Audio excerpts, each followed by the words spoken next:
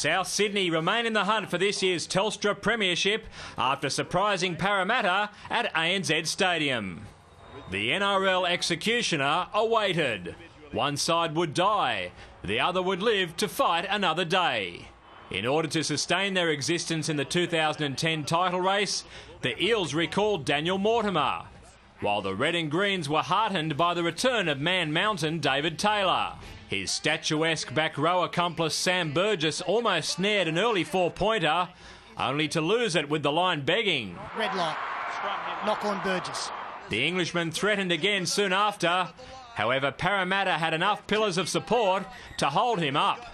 Amazingly, they were the best chances of a bizarre first half, one that was best summed up by this curious passage of play in which Feleti Mateo found support from Feleti Mateo. Now what the hell happened there? What these desperate combatants lacked in attacking precision, they made up for with naked aggression.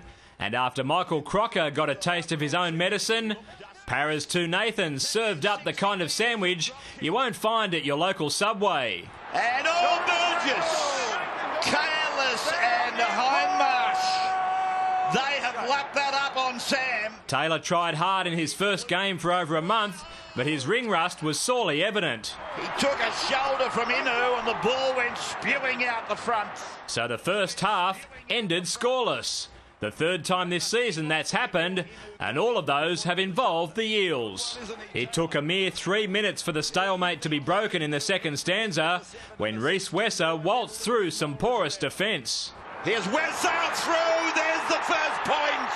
A few sets after, Jamin Lowe loped over, and the game had undertaken a dramatic change in complexion. Jamin Lowe had scored. In the context of this contest, 12-0 was a sizable advantage, and the Eels were staring at the guillotine before Justin Horrow helped out. Well, he wanted to improve the position, but he realised he was in grave danger of taking the ball dead.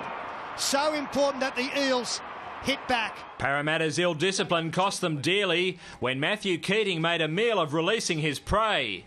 And that gave Chris Sandow a shot at again making the Rabbitohs lead more than a converted try. Kristen Inu's kickoff was way too adventurous, and the penalty put South in the box seat to test the Eels' resistance once more. Isaac Luke looking to go short, and he's gone into space and scores.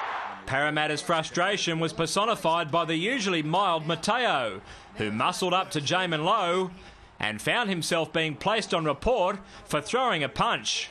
At 18-6, the game was there for Souths to lose, but the formidable presence of Taylor ensured that their season was still afloat.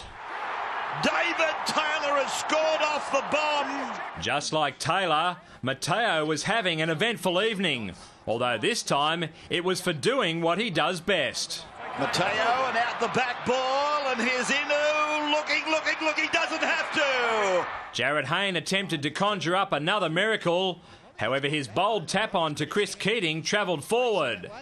And in the dying minutes, the Auckland-bound Mateo produced the sort of solo try that left the Eels faithful pondering what might have been. Through a gap for Mateo, into the end goal for Mateo. Those last two tries were a classic case of too little, too late, as the Eels' aspirations went down the gurgler, beaten 24-16 by a South Sydney unit that refuses to concede. And their bid to reach the playoffs will now rest with the last home and away round, where they meet firm rivals St George Illawarra. David Rowlands, Big Pond Sport.